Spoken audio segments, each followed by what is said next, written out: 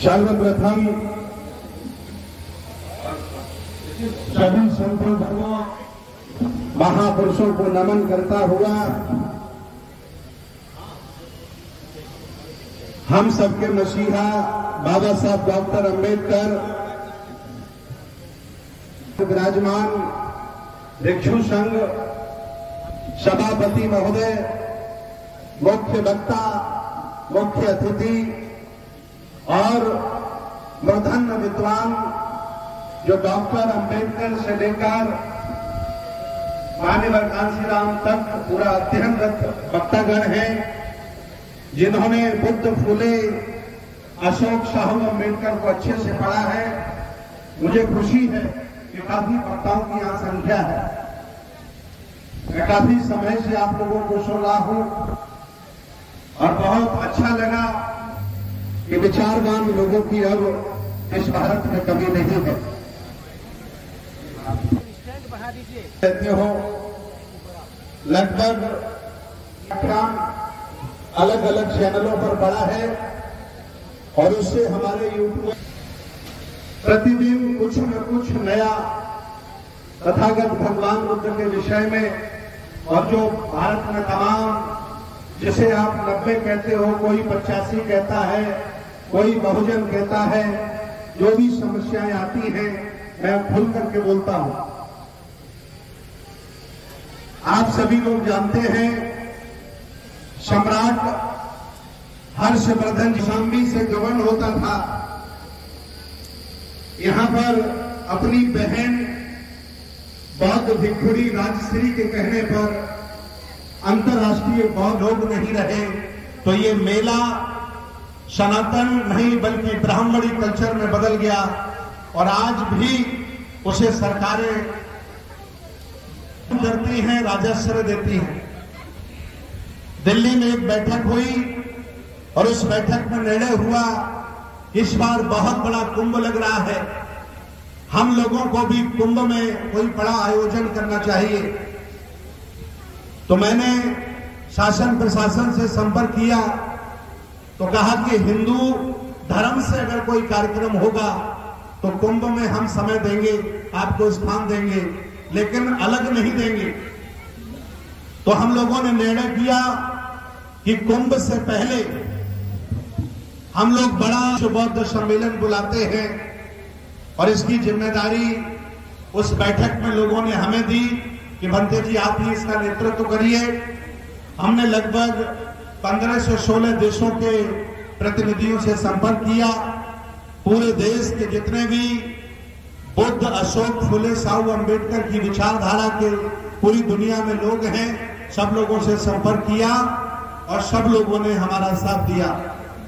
पहली बार सम्राट हर्षवर्धन के बाद प्रयागराज की धरती पर और संगम के बिल्कुल नजदीक विश्व बौद्ध सम्मेलन होने जा रहा है। मेरा निमंत्रण आपके पास आया होगा, मेरी अपील भी आई होगी। गाड़ी महीनों से लोगों की टीमें प्रयागराज, अमेठी, रायबरेली, प्रतापगढ़, जौनपुर और पूरा मिर्जापुर सबको टच किया और बहुत बड़ी तैयारी है। मैं उस कार्यक्रम में आपको आमंत्रित करता हूं, आप लोग आइए। और आज मैं जो एक विशेष बात आज बताने जा रहा हूं, क्योंकि ये कार्यक्रम पिछले 12 वर्षों से हो रहा है और जो कार्यक्रम कर रहे हैं उनके लिए सबसे बड़ा धन्यवाद कि उनमें इतनी हिम्मत है, साहस है कि हर साल वो कार्यक्रम करते हैं। उनके लिए बहुत बहुत बधाई। और जो लोग सुनने आते हैं, इस कार्यक्रम में पार्टिसिपेट करने आते हैं, उनके लिए भी बहुत बहुत धन्यवाद। आज इस विशेष अवसर पर 4 बातें आपके बीच में करूंगा कि परिवर्तन, धार्मिक परिवर्तन, राजनीतिक परिवर्तन, आर्थिक परिवर्तन, शैक्षणिक परिवर्तन और विचारों का परिवर्तन, संस्कारों का परिवर्तन। और अगर ये परिवर्तन नहीं हुआ तो फिर यहां आने से कोई फायदा नहीं। चाहे जितना सुंदर पानी आपके सामने रख दें और उस पानी की बहुत तारीफ करें, लेकिन वो पानी कभी आपकी प्यास नहीं बुझाएगा जब तक आप पानी को अपने होठों के माध्यम से नहीं पिएंगे। वैसे ही भगवान बुद्ध का दर्शन है, ये मिशन है।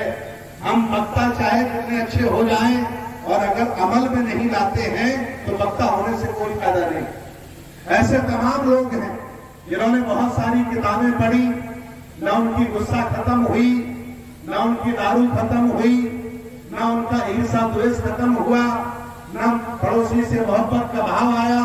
तो आखिर इन किताबों को पढ़ने का क्या फायदा? एक बात आपसे कहूंगा, जब हम जन्म लेते हैं किसी भी तरह की बुराई हमारी इस काया में नहीं होती। इसीलिए गांव में लोग छोटे से बच्चे को भगवान कहते हैं कि बच्चा भगवान के रूप में है। और जैसे हम बड़े होते जाते हैं, डिग्रीधारी होते जाते हैं, कार वाले मकान वाले होते जाते हैं, इज्जतदार बनते जाते हैं, वैसे ही इस काया में, इस शरीर में हजारों बुराइयां घर कर लेती हैं।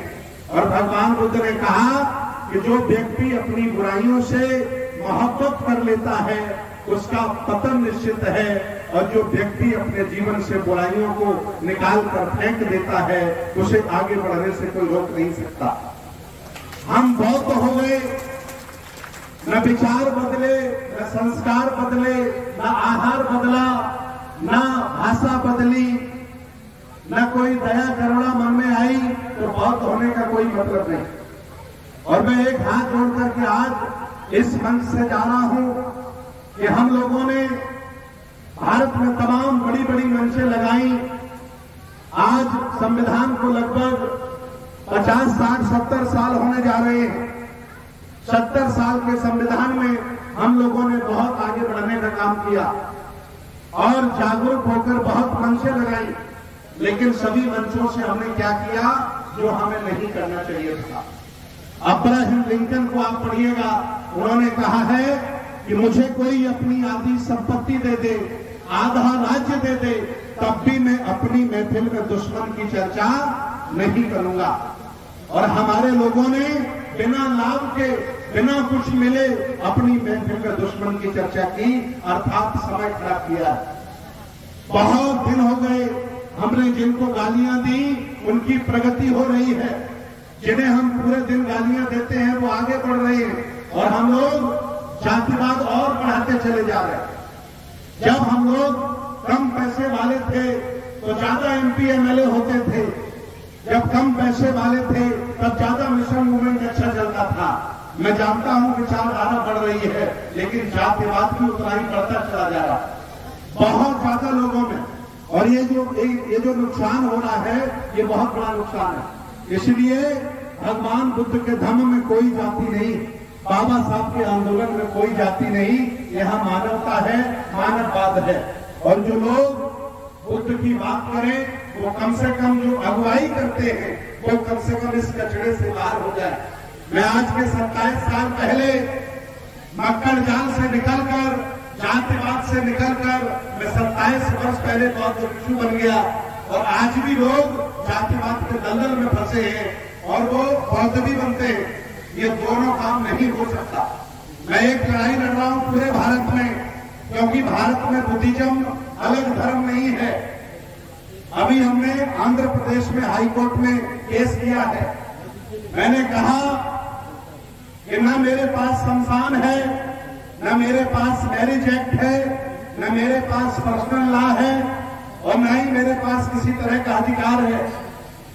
मुझे जबरदस्ती हिंदू धर्म का हिस्सा बना के रखा है। इसीलिए अंतर्राष्ट्रीय लेवल पर जब हम जाते हैं, मैंने 27 देशों की यात्रा की, मुझे पूछा जाता है कि भारत में कितने बौद्ध हैं, तो मुझे शर्म से ये कहना पड़ता है कि सरकार के आंकड़े में 2% होंगे और वैसे वहां लगभग 50% बौद्ध रहते हैं। ये कहना पड़ता है 50% बौद्ध, क्योंकि भारत में 3 ही धर्म रजिस्टर्ड हैं जिनको सरकारी मान्यता मिली, इस्लाम धर्म, ईसाई धर्म और हिंदू धर्म। आपको हिंदू धर्म का इन्होंने हिस्सा बना के रखा है। आपको अगर ये अलग कर देंगे तो हिंदुओं की संख्या कम हो जाएगी, इसलिए ये लोग षड्यंत्र से आपको अपने साथ जोड़े हैं। मैंने सुप्रीम कोर्ट में केस किया है कि या तो हिस्सेदारी दो मान सम्मान दो, और नहीं तो मेरा धर्म अलग करो, मेरा शमशान अलग करो, हम लोग अपना अलग रहेंगे, अपना पूजा स्थल बना लेंगे। गलत काम किया, सही काम किया? भाई तुम मुझे साथ रखना नहीं चाहते, इज्जत सम्मान देना नहीं चाहते, शंकराचार्य हमें बनाना नहीं चाहते, MP MLA चुनाव आता है तो वोट भी देते नहीं हो, जातिवाद छुआछूत करते हो, रोज हमारे साथ जातिवाद करते हो, मुझे आपके सिस्टम में नहीं रहना है। और 70 साल हो गए, कितने लोग हैं जो निकल के आ पाए? मैं आज हाथ जोड़ करके निवेदन करूंगा कि बाबा साहब की अंतिम इच्छा, बौद्ध धर्म की ले लो दीक्षा। अगर पढ़ लिख करके भी, जागरूक होकर के भी अगर आज भी आप बौद्ध नहीं बने तो मेरे हिसाब से आप किसी काम के आदमी नहीं हो। आप वहीं 5वें पायदान पर, चौथे पायदान के अछूत बनकर, शूद्र बनकर के आप रहना चाहते हो। इसलिए मैं निवेदन करूंगा कि अपने आप को गौरवान्वित करिए और 27 अक्टूबर आइए, अंतरराष्ट्रीय लेवल का कार्यक्रम है, पूरी दुनिया आ रही है और वहां दमदारी के साथ, परिवार के साथ दीक्षा लीजिए और गर्व से कहिए कि मैंने इन चोरों का साथ छोड़ दिया है, मैं बुद्ध की शरण में जा रहा हूं।